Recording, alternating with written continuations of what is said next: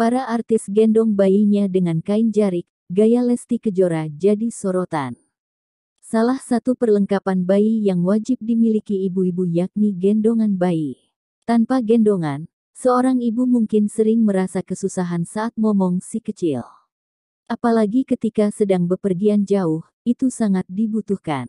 Meskipun kini mulai banyak bermunculan produk-produk gendongan bayi yang simpel dan juga praktis. Nyatanya tak sedikit pula orang yang memilih memakai kain jarik. Seperti halnya para artis berikut ini.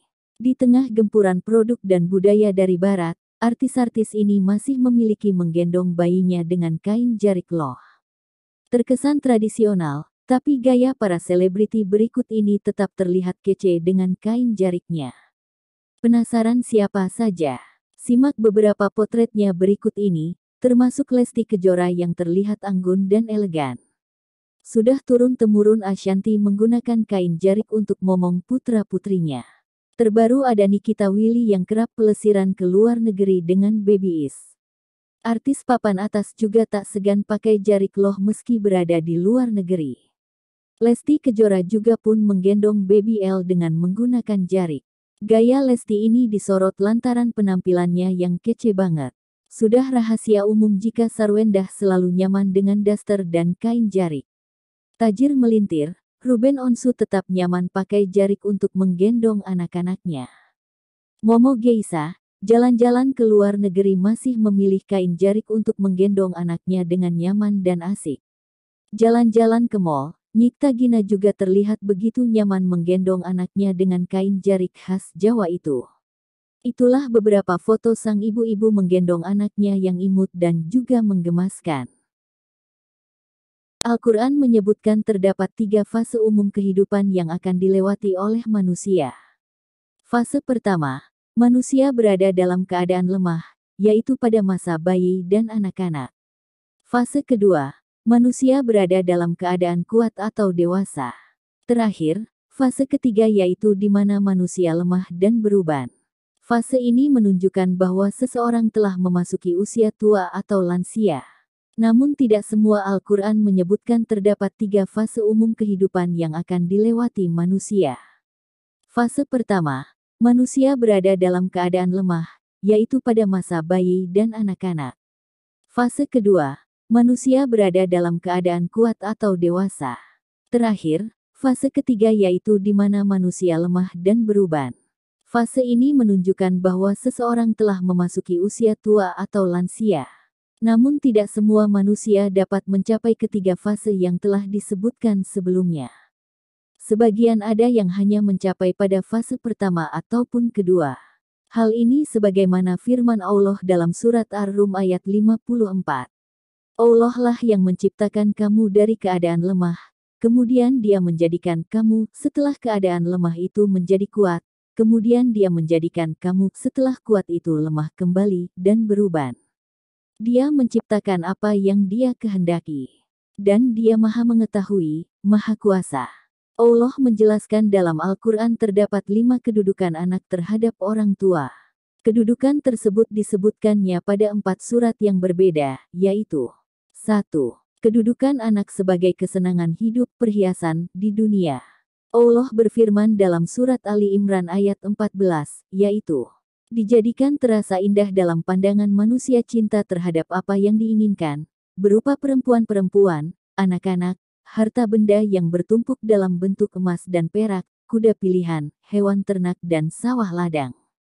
Itulah kesenangan hidup di dunia, dan di sisi Allah lah tempat kembali yang baik. Merujuk pada penjelasan dari tafsir ringkas Kementerian Agama RI terdapat beberapa hal dari kesenangan hidup yang Allah berikan yaitu dengan kehadiran anak dalam keluarga. Adapun kedudukan anak sebagai kesenangan hidup dapat dipahami bahwa manusia secara naluriah memiliki kecenderungan untuk senang terhadap anak. Ayat di atas senada pula dengan firman-Nya di surat Al-Kahfi ayat 46. 2. Kedudukan anak sebagai cobaan atau fitnah. Firman Allah dalam Al-Quran Surat Al-Anfal ayat 28. Dan ketahuilah bahwa hartamu dan anak-anakmu itu hanyalah sebagai cobaan dan sesungguhnya di sisi Allah ada pahala yang besar. Mengutip dari kitab Al-Mufradat fi Gharib Al-Quran karya Ar-Ragib Al-Isfahani, lafaz fitnah berasal dari kata fatana yang memiliki makna dasar, membakar logam emas atau perak untuk mengetahui kemurniannya.